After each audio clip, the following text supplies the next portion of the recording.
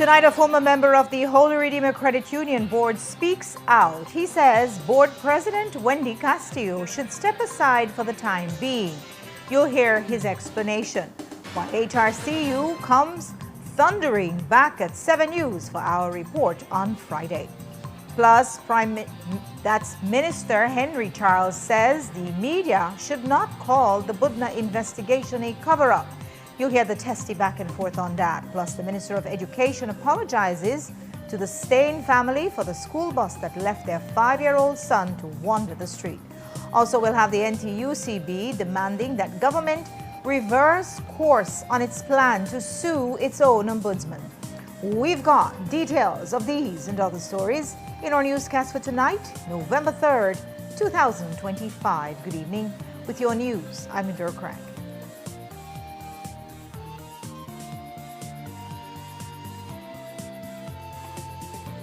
This newscast is brought to you by Cellular World, your authorized Samsung distributor. Every day, the demand on your business get higher. We're ready to help you boost performance across every operation. Don't let outdated technology hold you back. With our certified and supported solutions, your business stays ahead. We supply office equipment, printers, inks, and toners, software licenses, IT system assembly as your Dell Platinum and Cisco partner, appliances, and custom orders tailored to your needs. From startups to large enterprises and renowned institutions, we serve every corner of the country because no industry can afford to fall behind on technology. Let's take your business to the next level. Contact us today at 610-2494. Cellular World Business Solutions, your reliable partner in business success. Good morning, sir. Good morning. Can you produce your driver's license, please? Sure, no problem. Okay, Mr. Vernon, it's valid. Yep. Mr. Vernon, did you know your insurance will be up tomorrow? Oh, really? Make sure you try to update your policy, please. Thanks so much for the heads up. Babe, can you please renew my policy? We know that you get caught up in life sometimes, which is why RF&G Insurance makes renewing your insurance policy easy with WhatsApp. Just WhatsApp the words "Get Started" to 670-8700. We will prompt you to select the service you are interested in, select the service, and answer a few simple questions. An RF&G representative will process your request and follow up with you when your transaction is completed. It's that easy.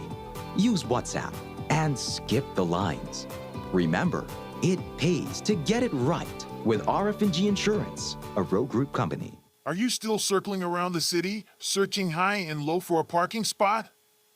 Stop wasting time, energy, and, most importantly, costly fuel. Bring your ride to the Downtown Plaza parking lot and park your baby in a safe, dedicated space. No need to risk parking on the streets where your baby can be scratched, dented, or bumped. Downtown Plaza parking lot offers safe, easy, and convenient parking right in the heart of the city. Just head to Albert Street, make a right turn on Bishop Street, and you are there in a secure, worry-free environment. Imagine the peace of mind knowing your car is in a safe spot while you enjoy your day. So, don't delay. Park with confidence at the Downtown Plaza parking lot where convenience meets safety and peace of mind is guaranteed.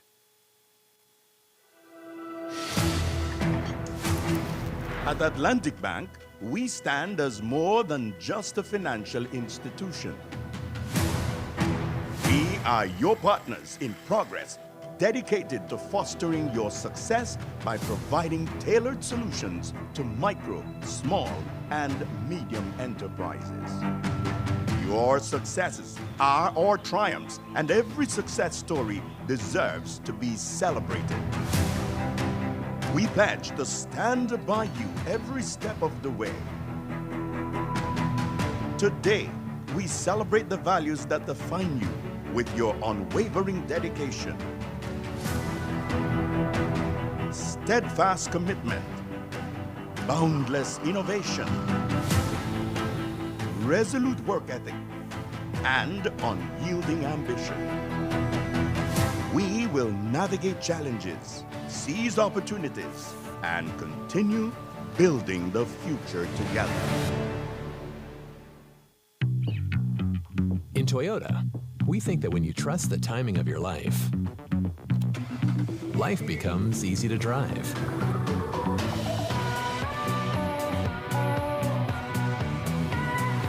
Easy to connect.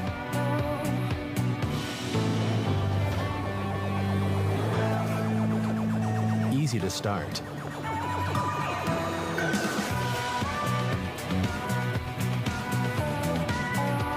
Easy to make friends. Easy to enjoy.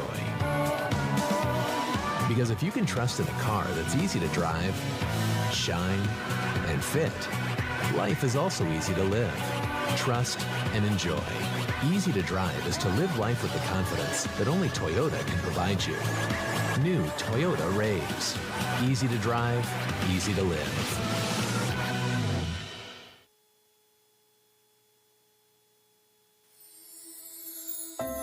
Today, we're going to tell you a story based on real events. By Dengue, Chapter 1, Symptoms of Dengue. Once upon a time, there was a family unknowingly carrying an unwanted visitor. It wasn't a monster or a ghost, but something that could weaken their bodies and drain their energy. Soon, the fever arrived, accompanied by a headache, mainly behind the eyes, body aches, nausea, and a rash that spread across the skin, turning red. What should they do then? The first rule was to avoid self-medication. The father remembered the expert's advice.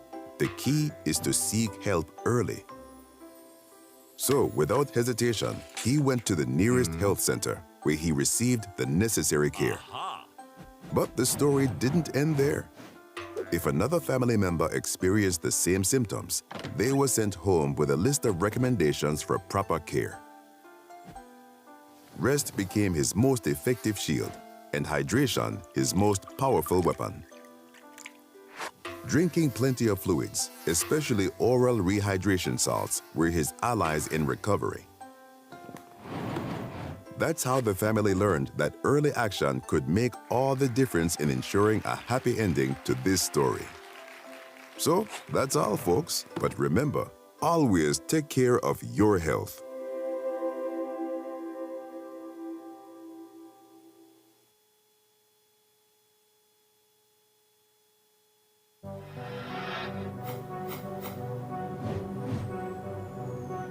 Please, you're watching the Nation Station, Channel 7.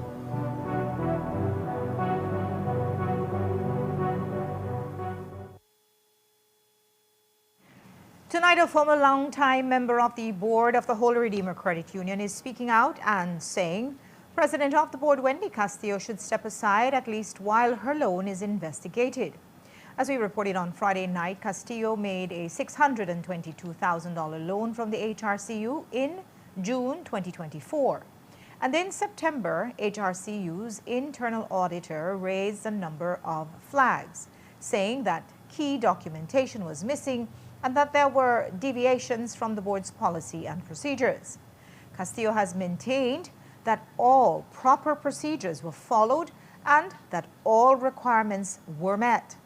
But Albert Vaughn, who was a member of the board when the report first came down from the internal auditor, said that he feels the credit union needs to send a strong message to the over 60,000 members that their money is safe. Oh, I find myself in a very difficult position. Is that being on the board, I am not privy to say anything about what I have read or what I have heard on Channel 7. And so it will only be fair that I cannot comment on that document. And how I feel, how I felt, that was expressed clearly in the boardroom then. I must say that when I saw the news on Channel 7, it make you really say, why go through all this, right? Why put the credit union at such a high stake? People concerned, member owner are concerned about their money there. That does not mean the president is indeed guilty of what the Channel 7 report is. But for all decency, man, it's something to look at. It's something to say to the member owner, be quiet, be safe, right? Your money is safe. We are, if indeed such a thing happened, we will investigate it. And you had a judicial duty to a member owner to say, listen, something wrong, let's fix it. In the meantime, I would say, if I were on the board, I would then ask the president to, step aside until this is clear, until this is over. It doesn't mean that you are guilty, but it means that it gives, clearance, it gives people confidence, right? I would hope that would happen. I would hope if the president don't do it, then somebody from the board would lead that discussion in their board to say, listen, it is just best that you step aside until this is cleared up. From your experience, have you seen many reports like that? As I mentioned, Jules, I cannot see because it would put me in a very bad position. I saw the report, you said that they're going to lie up. I don't want no liar to write me. I have no time to go to court on this craziness, but it's the people money. The most important thing is member owner money. That institution belongs to the people. It's not an individual. And so I would say, as I said before, come on, this thing not hard, right? This thing not has to be this rough. The thing is that get this thing started out. If there's discrepancies, if there's any irregularity, I am sure we need to address it. I am sure we need to move forward. I am looking forward for the central bank to move in, who is the regulator, and say, listen, your money is safe. I have the watchdog on these people, right? I am sure that what happened, maybe a slip, or maybe a slip or two, or maybe a slip or three, it doesn't matter. The thing is that address it. Let's move forward. Give people a security. Today, not surprisingly, Minister Henry Charles Usher, who is a former full-time employee of the credit union and is still a regular presence there, had a very different take. He held the family line and said that Channel 7 had crossed the line in sharing what he said was a preliminary report. Well, I think I'd leave that matter for the HRCU to respond to. Certainly, it is very concerning when anybody's personal financial information is released. I'm sure your news media manager wouldn't want his personal financial information released to the public. So I find that very concerning. The laws do not are very clear that this information is confidential. I do believe that the report that was shared was a preliminary report. But like I said, I think that HRCU will give its own response. But I think, and I hope that when HRCU gives its response and clears up the matter, that is also aired on your news program. And the Holy Redeemer Credit Union did issue its statement this afternoon. It acknowledges the September 2024 internal audit report and says, quote, an official response addressing all matters raised was submitted to the internal audit manager on Tuesday, April 8th of 2025. The release continues to say HRCU assures its member owners and the general public that all concerns raised by the internal audit manager were thoroughly reviewed and appropriately addressed. Furthermore, all related party loans undergo enhanced scrutiny and due diligence to ensure full compliance with regulatory and governance standards. The release adds HRCU remains committed to maintaining the highest standards of transparency, accountability and confidentiality in protecting the interests of our member owners and upholding the integrity of the credit union. You can read the full text of the release on our Facebook page. Going back to Minister Usher now, he also discussed government's flip-flopping on the independent investigation into the abduction of Joseph Budna.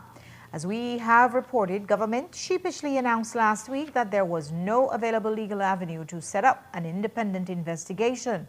So the case file was just going to the DPP as any normal investigation would. Usher explained the justification. Well, the DPP is an independent body constitutionally, and they are the ones responsible for looking to see if any charges should be filed in terms of any incident that happens. So I think that the media has to understand, yes, the DPP is the body that would have ultimately gotten this report, been able to file charges if the DPP feels that charges should be filed. you have to remember too that I think that there's a misunderstanding in terms of independent investigation. We don't have that in our laws. It's not like we could just appoint some kind of independent prosecutor to look at this. That's not what is in our laws. We have had discussions at the cabinet level to look to see if we want to move towards something similar to what Jamaica recently did in terms of implementing an agency that would be able to carry out a type of independent investigation. But I think a lot of times we see what happens in other countries, especially in the US, and we think that that can happen here in Belize as well. Right now, the police are authorized or legislated to carry out investigations. You can also have the ombudsman carrying out limited investigations if the prime minister appoints a commission of inquiry or if the Senate has a Senate special select inquiry. Those are the types of investigations that can happen. Now, whether you wanted to say that another set of eyes should have looked at the same report, well, that's what the DPP is doing right now. Her office is responsible for looking at this report, determining if further investigations are needed, determining if any charges can be filed based on the report. So that is where we are right now with that. And while Usher says that the DPP's office is the proper place for the Budna investigative file, he didn't address the issue of the widely held public perception that it was a police-led abduction and that there is a cover-up. Our media colleague Marisol Amaya challenged him on that. Sir, but this has caused a huge black eye on the department because there are several levels that the public fields have left covered up. In essence, you have the fact that the videos have not been disclosed to the public, and it's been done in other cases, but also that the deletion has happened of footage from those government departments. And also, once the footage was released, you have the surveillance footage, the grainy one. You have one officer who's determined to have been involved. That suggests that he would have been working with other people. How is it that what you're saying, what you're doing right now is trying to try this case in the media. And I think that is important to understand, that if you really want justice to come out of this situation, if you really want to find out what happened, let the authorized bodies do their work. To have the media trying to try this case, the public trying to try this case. We've already seen instances where one media house had to apologize to two police officers for calling their names. This is the way investigation should happen. And I think it's important. You made an allegation just now that there were deletions. How do you know that? Because the Public Service Union has said this, and they have their sources. Well, then you're quoting the Public Service Union, and I'll be very careful how you quote anybody when it comes to making these types of allegations without proof. I'm sure you haven't gotten that type of proof. Your media house has not gotten that type of proof. What is important is if this is the situation, it's important that the constitutional body that should investigate this matter, the DPP's office, is responsible for looking if charges should be filed, that body be allowed to do its work. And while the Minister of Public Service kept going back to the DPP, he flatly rejected the notion that the conduct of the government and the police so far has all had the appearance of a less than artful cover-up, which begs the question of whether there is any commitment to transparency. Let's be very careful with the language that we use, because there is not in any instance a cover-up happening. The Attorney General's ministry gave the advice. The report coming from the officer who carried out the investigation said very clearly that the public information now there is already too much. It's already prejudicing the case. And that's what I'm saying. If you want to see justice done, if you want to really get to the bottom of this, let the authorities that are responsible doing it, let them do their job. We can't try it in the media. We can't try this in public. This is not law and order. This is not something that we see on television. And I think sometimes the media tends to go that route. The information coming out of the media has already prejudiced this case, It has already done that. And so it's important to understand that we have to make sure that the processes are followed and that the investigation reaches its conclusion that it needs to reach. I think what those in leadership and in governance are not understanding is that a lot of this has played out in the public domain. You had the reaction of the Commissioner of Police, which left a lot to be answered, and he literally lied. We could have put those things together based on how everything transpired. So the public does not have any confidence in the police that they are going to get any proper investigation out of this. No one should have held up the police report. That should have gone to the DPP immediately for the process to follow, but it did not go like that. So there has been... In terms of the steps taken, again, you're drawing conclusions where you should not draw conclusions. I think that it's important that you gave your opinions, fine. I can't agree with everything that you've said. In terms of the steps taken, I think that yes, there were instances when it could have been done more efficiently, it could have been done differently, but transparently, that is lacking, sir. And Again, you all have again, gone that is to the your House, amended laws in one sitting, then it's gone to the Senate, so it's taken just a few days. Why is it that for this very important case, for the public, you cannot do the same? it is important that, remember, it is not cabinet carrying out this investigation. That it is done by the police. The matter is turned over to the DPP as what the Constitution requires, and that the DPP determines if charges need to be filed. In the instance of the Commissioner of Police, that is something that the media, it's fair for you to ask him when the next time you have an opportunity to ask him why it happened that way. But I think it's something to understand that this investigation is being done in accordance with the law, and that is what is there.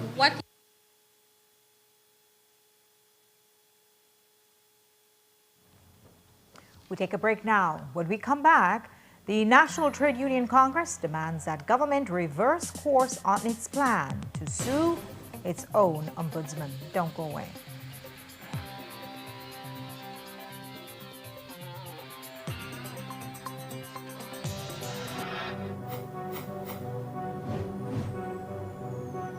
Please, you're watching the Nation Station, Channel 7.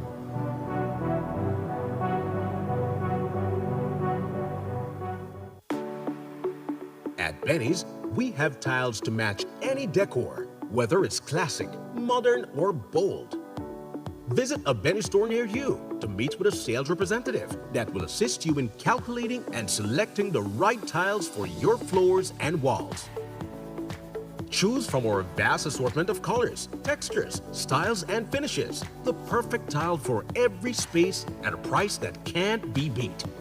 Whether you're renovating your kitchen or finishing your ideal office space, Benny's Tile Gallery has it all.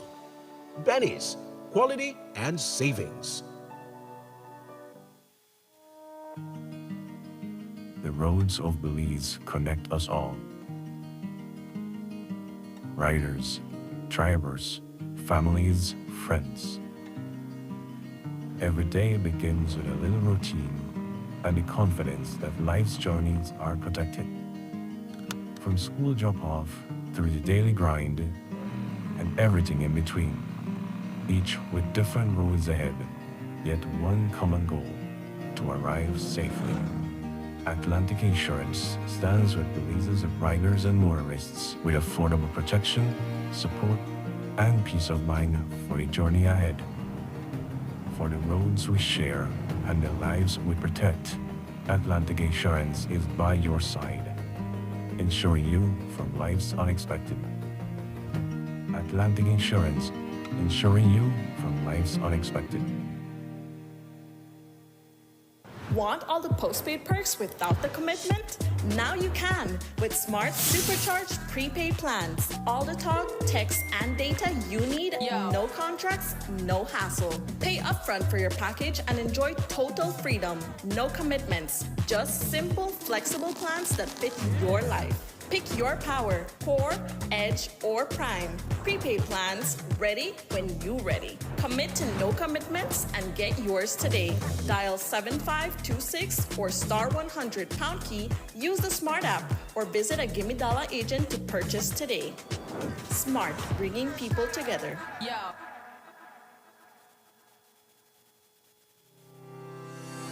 Enhanced service and faster sickness benefit claim processing are at your fingertips with SSB's healthcare feature, accessible via the My Social Security self-service portal. Your convenience during illness is key.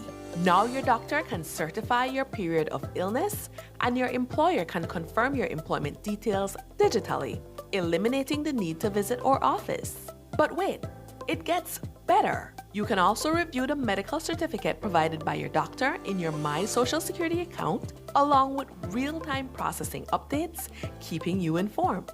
To ensure a smooth process, always review your electronic medical certificate before you hit submit. Upon submission, your employer is notified via email of your claim submitted to SSB and must respond within 48 hours for your claim to be automatically processed. For more information, check out our guides on our website and YouTube pages. Social Security at your fingertips. Wake up to positivity and inspiration. It's a fresh and diverse twist on your mornings. Tune in to Sun Up on 7 every weekday morning at 6:30 a.m. right here on your nation station, Channel 7. It's the morning show you don't want to miss.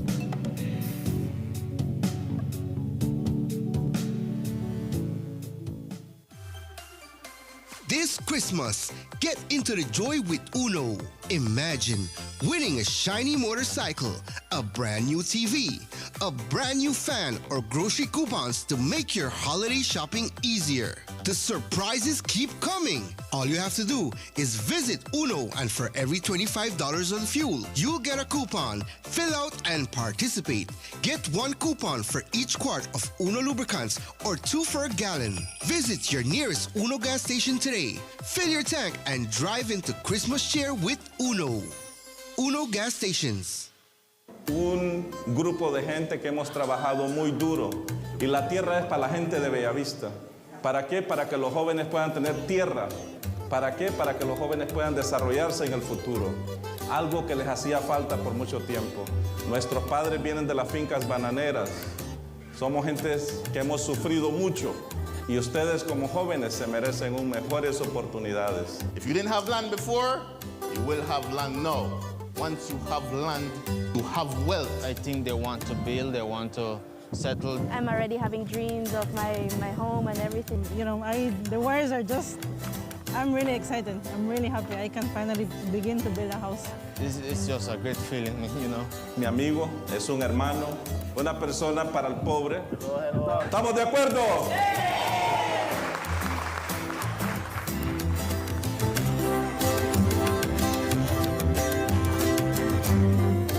I'm Randall Friesen and I manage Westbell Produce, better known as Granny's Foods. That's our main brand. So we offer high quality grains, beans, rice, and we also offer corn chips made from 100% locally grown corn. We saw a need for high quality locally produced products. A lot of the best products are being exported, and we said, you know, we need to keep some of the best products here in Belize rather than export everything. Atlantic Bank has helped us achieve our goals by providing the financing for us to be able to launch products faster than we would without the financing that they offer. We find that Atlantic Bank is very customer friendly, especially with small and medium-sized businesses. We find that Atlantic Bank is more than willing to go the extra mile. They try to understand your business. So when we go to Atlantic Bank with a certain need, we find that they try to develop a solution that will meet our specific need. I would encourage any small business owner to go to Atlantic Bank for their financial services. They're very friendly, and just overall, their service is excellent.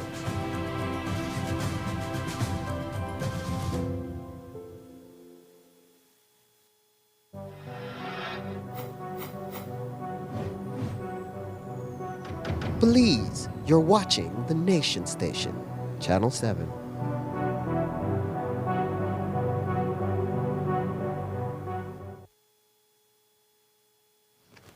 We begin our next segment with an update on the aftermath of Hurricane Melissa in Jamaica.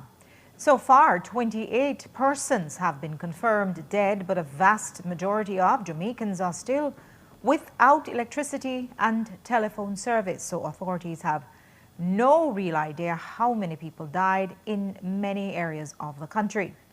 In a meeting held yesterday with regional partners from the Caribbean Disaster Emergency Management Agency and the Caribbean Development Bank to coordinate recovery efforts, Prime Minister Andrew Holness expressed his gratitude for the outpouring of support they have received from other countries. He describes their current situation recovering from the disaster of the century. Jamaica is heartened and indeed grateful for the response from regional and CARICOM entities to what I would probably describe as, except for COVID, the disaster of the century. And in many ways, it has been described in that way in terms of meteorological terms. It would have tied for the most powerful storm in 90 years, or since the recording of the storms. And the best way to describe it is at an atomic level. At some of the points of impact, it would be comparable to pictures that you would have seen of the Hiroshima blast. When I flew over the disaster area, it was clear that there was a trail of destruction which would match the corridor that the eye took of the hurricane. And you can see the grades of destruction. At the eye, total devastation. And then, of course, moderate to severe outside of that outer bands of the eye. And it was most stark when flying over the cockpit country. I had the opportunity to fly in the corridor of the destruction. And it was as if every tree was stripped of its leaves, and even big trees, big trunks were snapped like twigs. It left almost a winter effect on our forests in the cockpit country. But then a few miles over, you could see greenery. The winds were not as strong to have the same effect.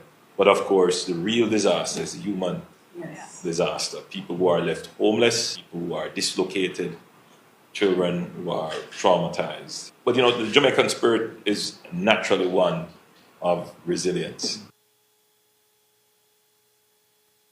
After observing the catastrophic damage Jamaica sustained from the impact of Hurricane Melissa last week, we all have to take pause and wonder, what would such a mighty and terrible storm have done to Belize? Since Hattie in 1961, Belize has been spared the destructive wrath of a Cat 5. But we're in the hurricane belt, and something wicked this way will come soon enough. So, when will another superstorm like Melissa appear? According to the Chief Met Officer, it's rare, but does happen every few decades or so. We don't wish for it, but we certainly know that we're in the hurricane belt, so to speak, and there is always that possibility that we will get a Category 5 one day. If you go into history, we have had strong hurricanes in the past, go back into history, and certainly we do know that at least for a major hurricane, the return period is about every 20 to 30 years. So certainly, the last one that impacted us was Hurricane Dean in 2007. Didn't make landfall directly in Belize, but certainly impacted the north. So if you look at that, we do know that, yes, we could get one at any time. And we should be prepared. Melissa is tied for the third strongest hurricane on record ever in the Atlantic. But this year's hurricane season is not done yet, and we know that October and November can be the most vulnerable months. In fact, Hurricane Lisa hit Belize exactly 3 years ago on November 2nd, 2022. The Chief Met says he can't predict what will happen between now and the end of the month. Well, it's too early to say what will happen by the end of the season. We don't want to get ahead of ourselves. We know that we're still in hurricane season, but we had our first cold front crossing, which is a good sign, last week. And things are very quiet at the moment. So at least within the next 7 days, we do not expect any systems to threaten us. We do need to keep our public alerted. Hurricane season runs from June to November, and it finishes on November 1st. And sometimes we do even have systems November 30th, my apology. And sometimes we do have systems forming outside of the season. So weather doesn't end on November 30th. But overall, at the moment, things look relatively quiet. Gordon added that the storm activity for this year's hurricane season is a little below average. Currently, we have had 13 named storms for the season. The normal is 14. So we are below average by 1 named storm. The projection from NOAA was from 13 to, I think, 19 named storms. So we are within the range, but at the lower limit of that range in terms of total named storms. If we do not have one developing in November, another one developing, it could be we end up with a slightly below normal season. But as we always say, you can see from Jamaica, even though it may be below normal overall in activity, that single hurricane, Melissa, was so significant that it's a very active season for them. And moving from the weather to social issues, 2 weeks ago you heard from Isani Stain, whose son, 5-year-old Kwesi, was left to wander the streets in Pong Yard area after he missed the stop at his school 2 miles away. The bus services provided by the Ministry of Education and parents were directed not to ride with their kids to ensure there is enough space for the students. Today we asked the Minister of Education about the incident, and he explained that they reiterated to their contractors that they're responsible for all the children on the bus. First of all, I want to say that I apologize to the parents who were affected. Certainly this should not have happened. We have moved to address this situation, and I want to say that there is a responsibility on the part of our contractors to ensure that these children are taken care of and they are taken to school safely.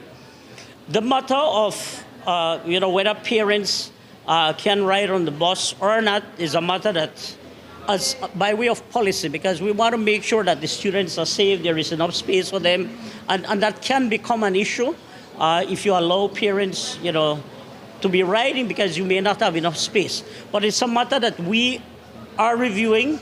And certainly we are addressing to ensure that there is no longer a reoccurrence of this situation. We have reiterated to our contractors that they have an obligation to ensure that those children are taken to school, safely.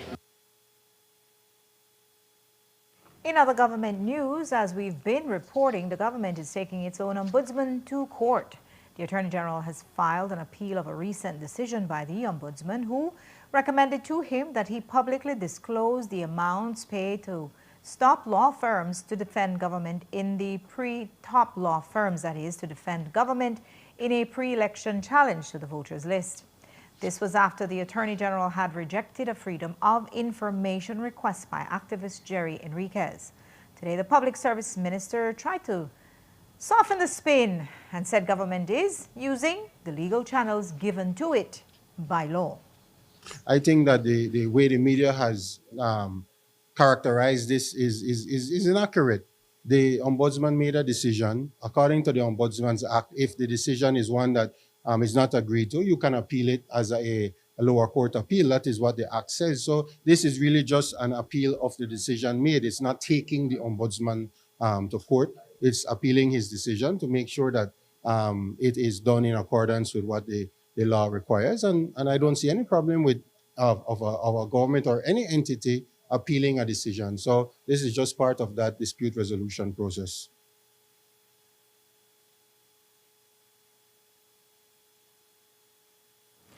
But today, the National Trade Union Congress of Belize urged government to change its course and comply with the ombudsman rather than take him to court. The NTUCB met this weekend in a special meeting mainly because of this issue. We feel this action represents a direct affront to the principles of good governance, principles that we as NTUCB has consistently championed, and that the government itself pledged to uphold in its Plan Belize 2020 commitments. So we are very discouraged, we are very concerned and disappointed. We'd also like to add that as a Congress, NTUCB stands very firmly in solidarity with the Office of the Ombudsman. We recognize that this matter is of, obviously, public interest. The legal costs associated with the case, as we all know, are drawn from the consolidated fund and therefore the public funds. And we don't feel that it should be secret or should be hidden or restricted from our public scrutiny. We are calling on government to immediately reconsider its course of action. The NTUCB will do everything within its power to ensure that the administration lives up to its good governance practices. Jules, we are putting the British administration on notice. As a national representative body of workers and a steadfast advocate for transparency and accountability, the NTUCB will no longer remain silent while the government targets the very office whose purpose is to protect citizens' rights, promote accountability and transparency in public administration. We will no longer remain silent. We feel it is time. It is more than time. We are back where it started with good governance. It was beyond our comprehension that the government would do something like this, take its very own ombudsman office to court. But that's just what the government has done. And the question now is, what is the NTUCB going to do about it? But Ella, it is clear that he take on lightly, and he takes you all lightly because, I don't know, could do that, send letter and give interview and come and talk show. Power concedes nothing without a demand. And unless you can mobilize, do a mass mobilization against a mass party, you know they talk for their language. Well, that is exactly what we're doing. This time it will be different. We tried this approach because as a responsible union, we know workers are important. We know we need to get the work of the country done. But there comes a time when we have to say, we have to go back to history and what history has taught us. That if we do not take action that is deliberate to ensure that our country moves forward positively with the limited resources that we have, then nothing will be done. At this point, NTUCB is rallying our members as we speak, uniting our members, educating them on why this is important, because when they go home and they don't have that amount of money they need to buy the groceries, this is what causes that when we spend our money recklessly as a country. We are ensuring that they understand why this issue of an ombudsman is so important to them.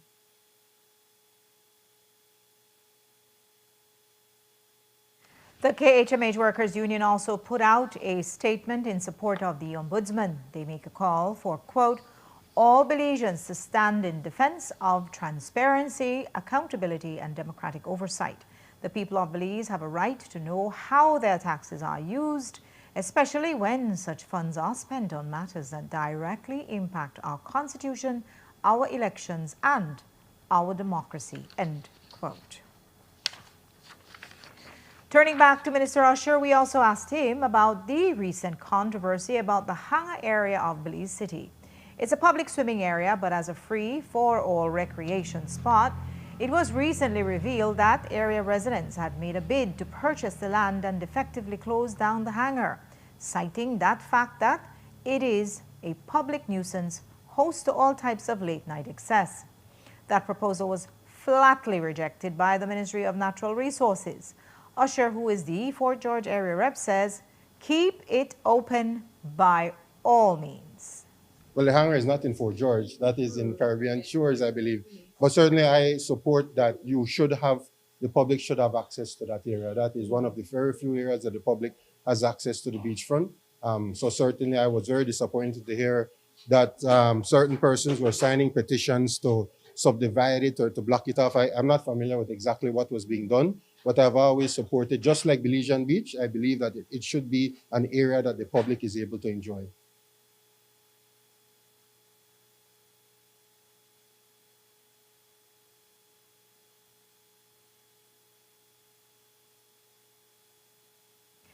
The area had recently been blocked to vehicular traffic with planters, but the City Council has removed those, and best reports say they are unlikely to return.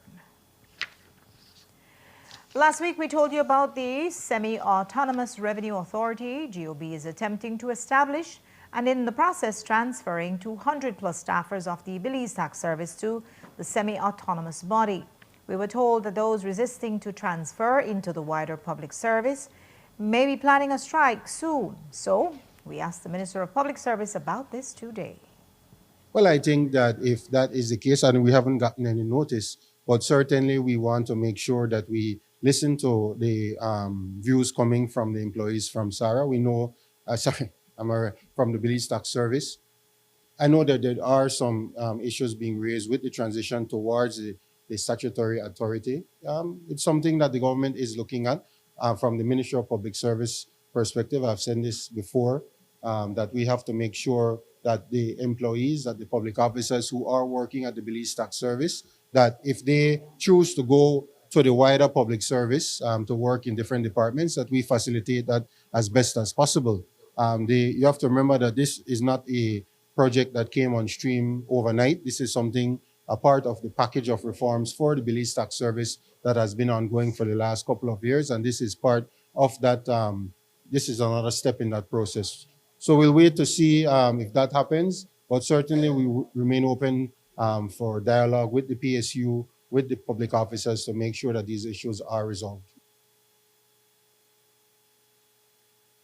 But is GOB still moving full steam ahead with implementing SARA? We sensed some reticence in the minister's earlier statement, and there are reports that the implementation scheduled for earlier this year has been pushed back. The minister said it's now back to 2026. I think that the current timeline was always to look at the latter part of 2026 in terms of implementation. There are a lot of different steps that have to be achieved before we can have that transition. In terms of whether that timeline will be met, well, I think it's something that we have to see how we proceed and how it goes forward in terms of the issues being raised by the public officers.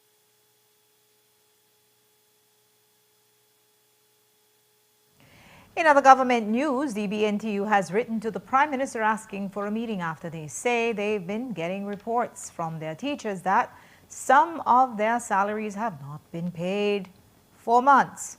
Their president, Nadia Khalis, stated that the union was prepared to activate industrial action. When we asked the Minister of Education, he explained that it's basically a big miscommunication. I was briefed on the matter, I believe it was on Friday, and as far as I understand it, I believe it was last year around December, there were some teachers who were owed some funds. In some instances, they may have been salary adjustments, some of it may have been hardship, among other allowances that teachers receive. My understanding is that at the time a decision was made that teachers would have been advanced, the monies, with the understanding that they would have to pay back. It wasn't a grant that they were given, but rather an advance, and that they would have to pay back the money. My understanding is that the financial center, I believe last week, made those deductions. I think the issue may have been where there may have been some miscommunication, and I think that should have been communicated, in a timely manner to the teachers, so that, of course, they knew that at some point they had to pay. I think the issue was that they may not have been aware that everything would have been taken out at, the date when it was done.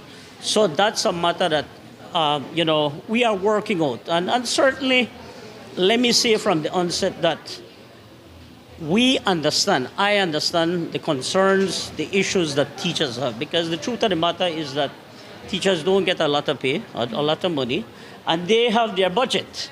They schedule out their budget. So certainly when you see something coming out and they did not receive enough prior notification, it is a concern. I'm hoping that this matter can be addressed very soon so that we can move forward. We met Rikenya at an event for his ministry. Today, the Ministry of Education, along with various education stakeholders, representatives from other ministries and the private sector, gathered for a joint sector review of the Belize Education Sector Plan. The two-day review includes the progress made over the past 4 years and how they can work the kinks out for the upcoming plan. Minister Oscar Rikenya told us more. We have all the partners in education coming together.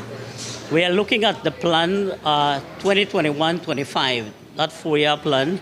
We're looking at what worked, what are the successes, what did not work, what are the challenges, and certainly taking stock of that moving forward in developing the first ever joint sector plan for education. What we saw is that there are certain areas where we have seen successes. For example, I think one of the areas that we are seeing great success is certainly in terms of the enrollment of our students, the retention, and certainly a significant decrease in the dropout rate. So those are some of the successes. We are seeing that more females are actually in the school system, and that's great news. But certainly there is concern for our boys. We certainly need to, strengthen the level of support that we provide. There's a lot we are doing, but we need to do more to ensure that our young men stay in school, that they complete school, and that they become a part of the labor workforce and contribute to the development of Belize. So that's very, very important. I believe that another area that came out where we are seeing that we need to strengthen is the whole area of TVET education. I'm not happy to say that just recently Cabinet gave its approval for the national TVET policy. But we need to move beyond that now. We certainly need to develop the relevant legislation. We need to develop the national training agency, among other areas. So that's an area of concern that we have. And certainly, I can say to you that many of those areas that we have identified that need to be improved, certainly we are going to address those in this new sector plan 2630.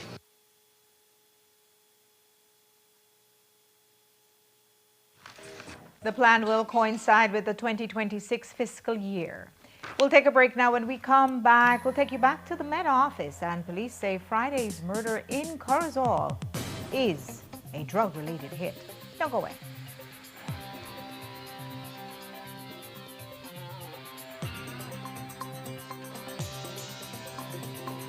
This newscast is brought to you by Cellular World, your authorized Samsung distributor.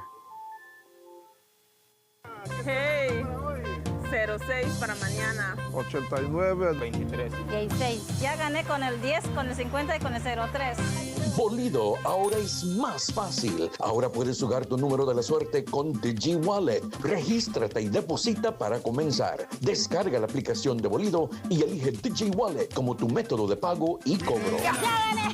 Cuando enviamos dinero. Con Bolido gané. Cuando hacemos recargas. Inait.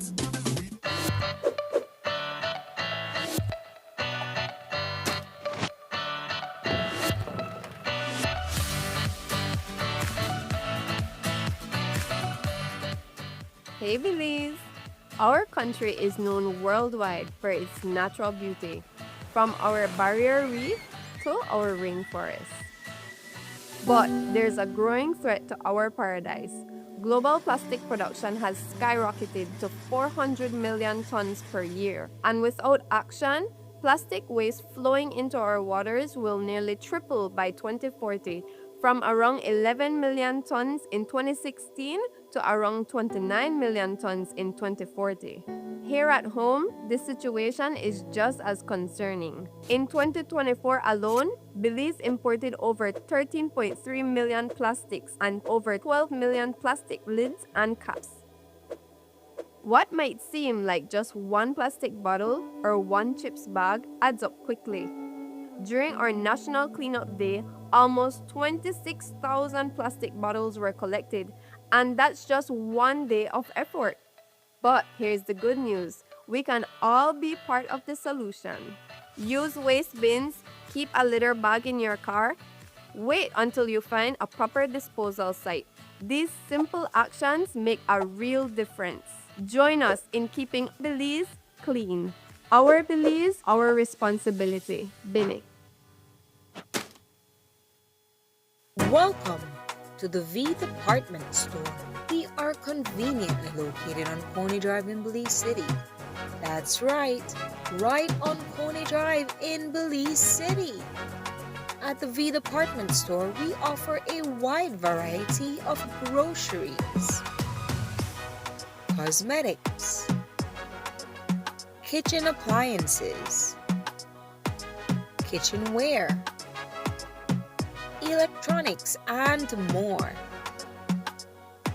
We've also recently expanded to the second floor to better meet your household and office furniture needs. We now have a wide variety of furniture, home decor, and accessories. We have a shared vision for a comfortable and customer-friendly shopping experience. Visit us today and be warmly greeted by our reasonable prices and cordial staff.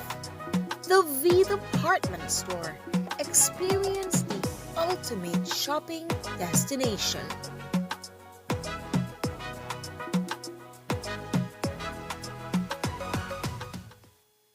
At Atlantic Bank, your convenience is our priority. Our contact center is designed to enhance your banking experience. With a wide range of customer service options, you save time and effort. You can easily call in to block or unblock your debit and credit cards, perform account inquiries, and access detailed card information. Whether you need assistance with online banking, merchant support, or general inquiries, our team is ready to help. For added convenience, if all operators are busy, you can leave your number and an operator will return your call as soon as possible to ensure you receive the support you need. Depending on your transaction type, we may need to verify your identity through a set of security questions. And remember, Atlantic Bank will never request your username or password for Atlantic Online via phone call, text, or email, ensuring your personal information remains safe and secure. Our support team is available Monday to Friday from 8 a.m. to 6 p.m. in both English and Spanish. Simply dial 223-1212. This is a dedicated line for our contact center. Atlantic Bank is committed to providing you with exceptional service and the tools you need to manage your finances conveniently and securely. Take full advantage of our easy-to-use contact center services today. Atlantic Bank, building the future together. Nando's Wholesale is the distributor for the full line of Badia spices, including the original complete seasoning, the perfect combination of ingredients and spices prepared to enhance the natural flavor of your favorite foods. Also, cinnamon powder for all your desserts, fruits, and beverages, and as special dishes. All these are available in commercial sizes or restaurant packaging. Nando's products are available at your local retailer or contact us at 222-5000. From Corozal to Toledo, Nando's is proud to be serving Belize as its #1 wholesale distributor for over 35 years.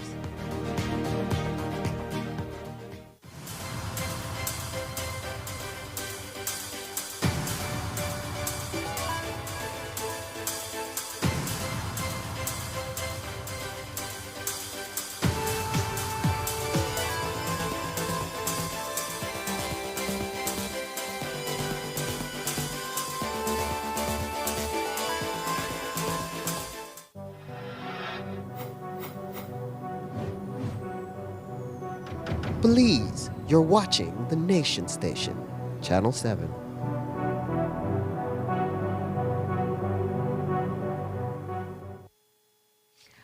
On Friday, we told you about a 4-year-old boy who drowned in his 82-year-old grandfather's well.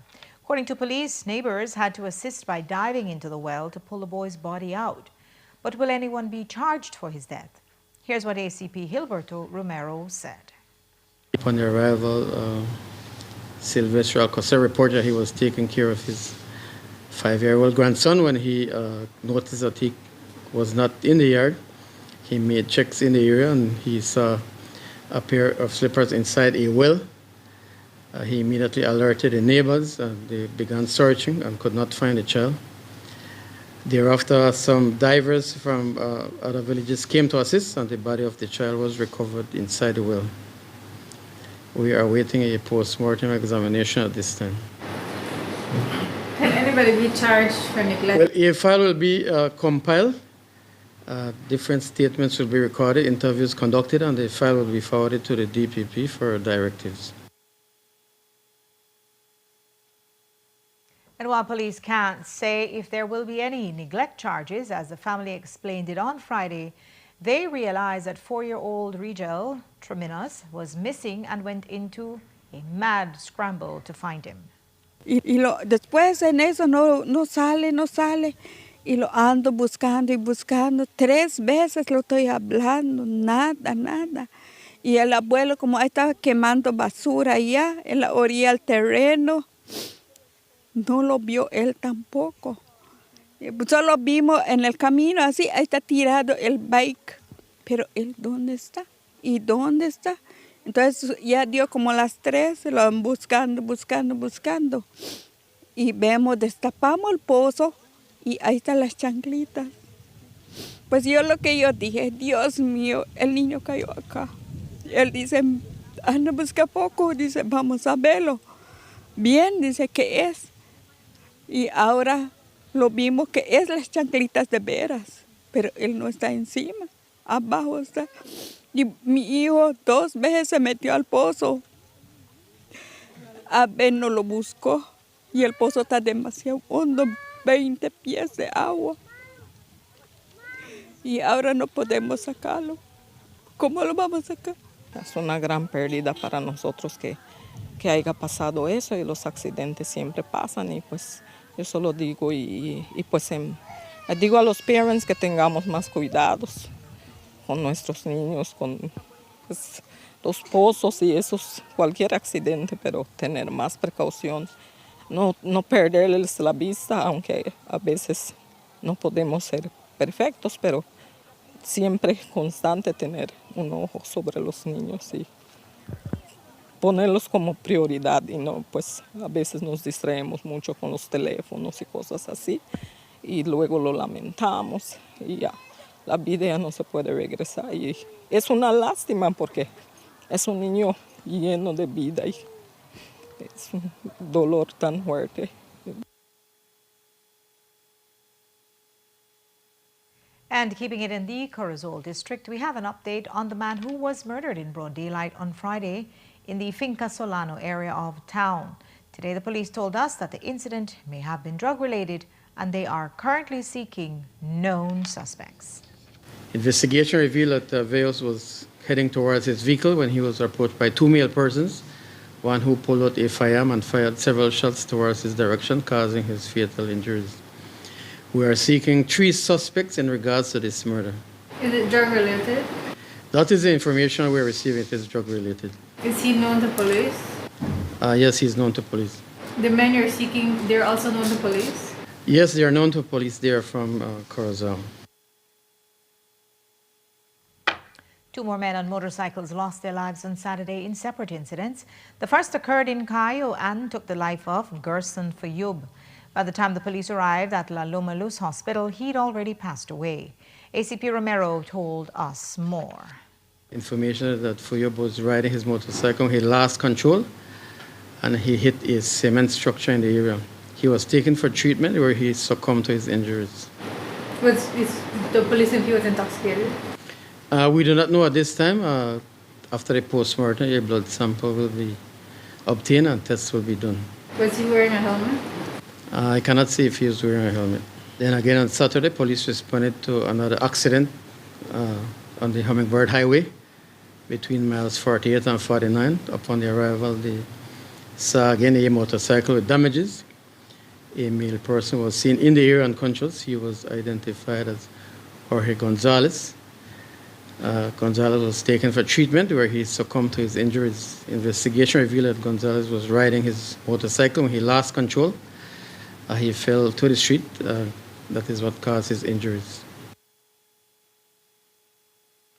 Last Friday afternoon, the manager of Uno gas station on the Philip Goldson Highway was robbed, reportedly of $50,000. Police are still looking for the perpetrators, but ASP Romero explained that the 2 men were on motorcycle waiting for the manager to exit the building.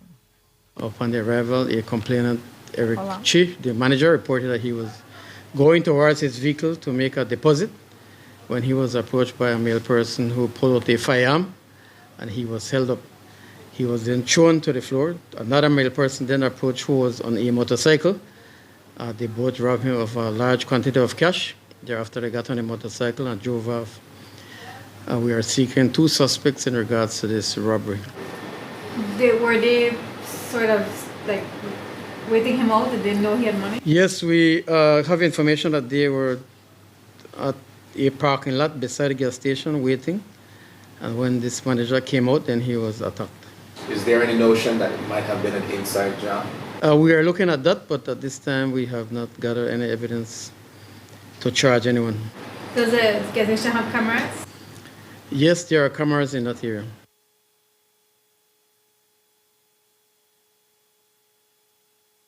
Turning now to other news, the National Meteorological Service received $60K worth of IT equipment today to enhance their data collection.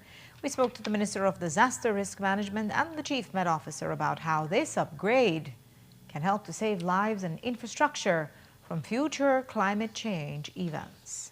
The enabling of Belize's statistical system is a project partnership between GOB, the UN, and COICA for these past 2 years, strengthening Belize's national infrastructure and institutional capacity for data and statistical management. And one of the most vital units we rely on for important data is the National Met Service. They received an upgrade today, and their minister gave us some info on the value of the equipment they received. It's a bigger project to look at the statistical system throughout the country. I think the total budget for it is somewhere around 2.5 million US dollars. This particular handover today is US $60,000 of different ICT equipment, as you can see. It's about keeping up with the times in order to make better informed decisions based on more accurately sourced data. Chief Met Officer Ronald Gordon explained how this data is used long-term to keep a good climate record. So there are two components to the project, in my opinion, that is geared to this department. One is to enhance our early warning capacity, providing information that people can use, actionable information on any approaching hazard, any hurricane, severe weather, drought, whatever the case may be. But there's also the component of collecting climate data and storing that data and providing that data, because on the long term, you need to have a good climate record for us to be able to do proper planning, to be able to inform developers about how to plan, what to build, where to build, and so forth, to avoid the long-term impact of climate change and to become more climate resilient. It is a need that we had. We operate a lot of computer equipment. We collect a lot of data. We have computers that operate 24/7. So certainly we had computers already, but we needed to replace them to enhance their ability and so forth. And the donation also includes a training component, teaching these public officers how to optimize these tools. That is also a part of the project, the training, the capacity building, not only for the members of the National Med Service who work here, but we're also expanding it for disaster risk management, the training and so on. Throughout the country, there's a component of it to do work at the early warning system in Orange Walk, in Toledo, in Stan Creek. So you're seeing it being utilized as best as possible.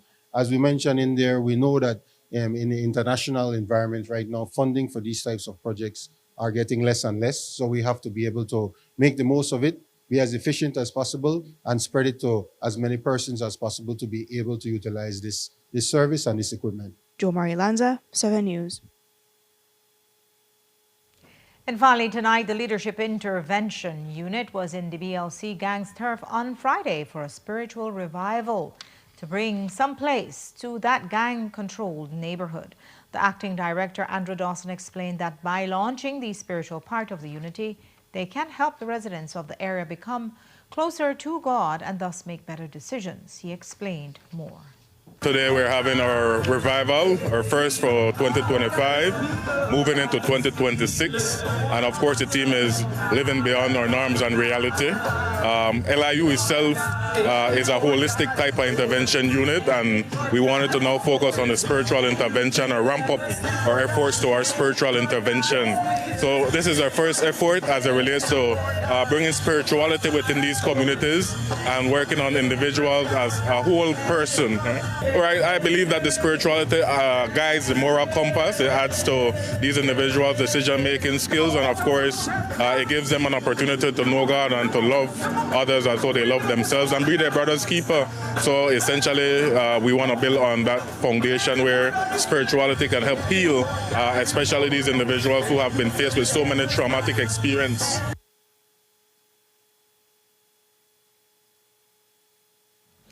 And that's our newscast for tonight. Thanks for watching. With your news, I'm Nadur Craig. Remember, you can find a full transcript of the news at 7newsbelize.com and see the streaming video on our Facebook or YouTube pages. Have a pleasant evening. Join me back here tomorrow at 6.